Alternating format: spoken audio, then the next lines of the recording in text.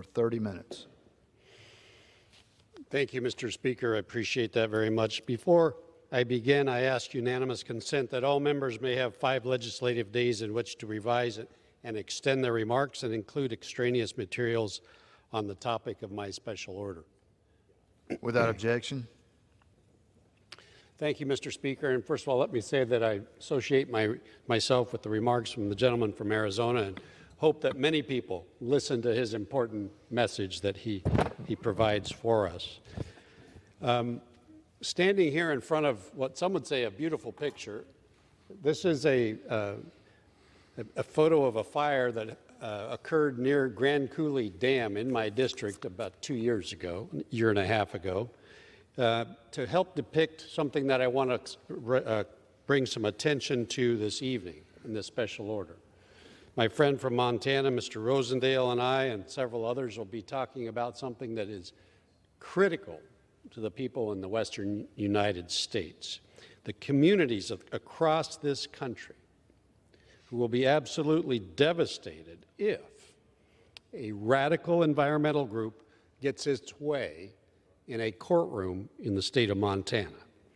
Now, for those of you who may be unfamiliar with the western part of the United States, let me just tell you a couple things.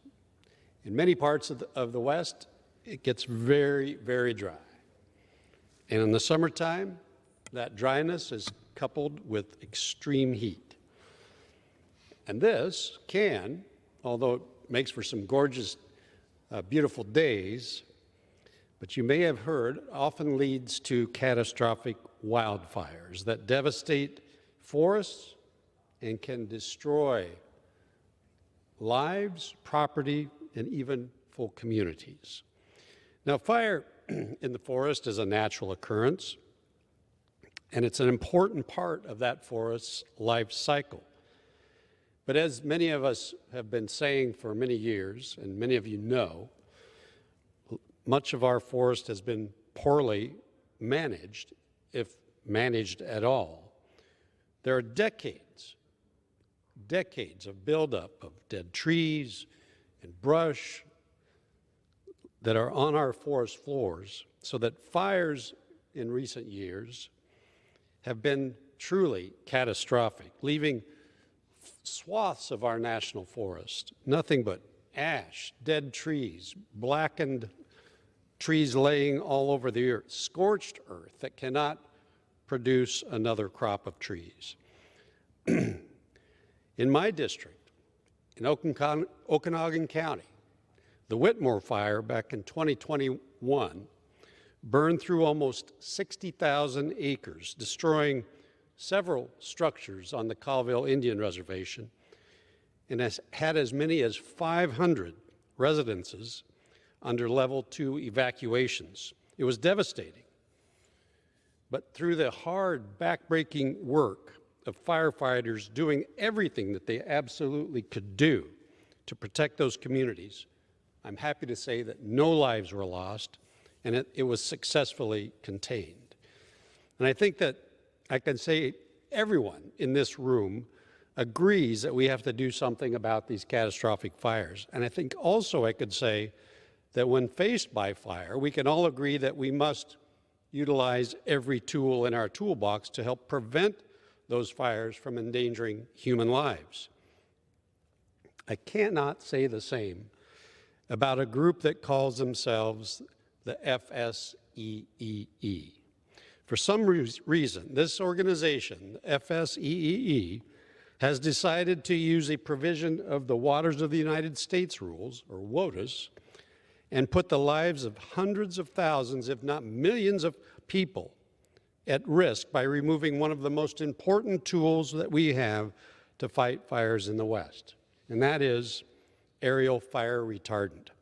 For those who don't know, aerial fire retardant is dropped around a wildfire's edges in an effort to contain its spread and allow ground crews, those that are fighting fires by hand, the time that they need to help extinguish the blaze. Firefighters call this painting the box and use the respite that the retardant line gives them to safely build a defensible line to hold the fire. Aerial fire retardant is generally considered non-toxic, but the Forest Service prohibits placing these fire retardants directly into water bodies or into buffer zones that surround water bodies, with one allowed exception: to protect human life and safety. Between 2012 and 2019, less than 1% of Forest Service retardant drops were made into water that was allowed under this exception. But according to the FSEEE, by protecting human life and safety, the Forest Service has violated the Clean Water Act for discharging aerial fire retardant into navigable waters without an NPDES, or a National Pollutant Discharge Elimination System permit. And even though the regulations for administering the NPDES system specifically state that fire control is exempted, and communications from EPA dating back all the way to 1993 indicate a permit was not required for firefighting efforts. Now, if this group wins this case, or even receives an injunction, the Forest Service and other firefighting organizations would be prevented from aerially dropping fire retardant nationwide during the coming 2023 fire season, and even beyond, until they acquire this permit, the NPDES permit, which, as many of you know, can literally take years to secure. Now, if you haven't already connected the dots, this would be catastrophic for Western communities who routinely experience wildfires. The 2023 fire season, if you didn't know, has already started in the drier parts of the country, has already burned through over 11,000 acres this month, January alone. The FSEEE claims to be doing this for environmental reasons, but I ask them, how environmentally friendly is it to release millions of tons of carbon dioxide into the atmosphere when these fires can't be controlled? How environmentally friendly is it to have burned soil, ash, choke our rivers and our streams? How environmentally friendly is it to wipe out entire ecosystems, plant life, wildlife, the trees, the birds, the wild animals?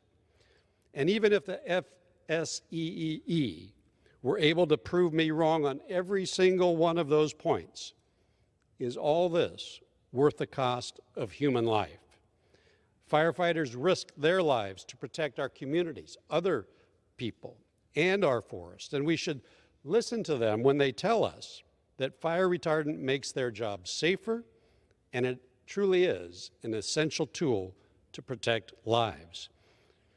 So I stand here today, Mr. Speaker, in truly utter disbelief that I even have to make this statement, that no, the value of a human life is far beyond that of some possible incidental disruption to aquatic ecosystems that would be equally, or more accurately, more damaged by the toxic runoff of ash following a wildfire.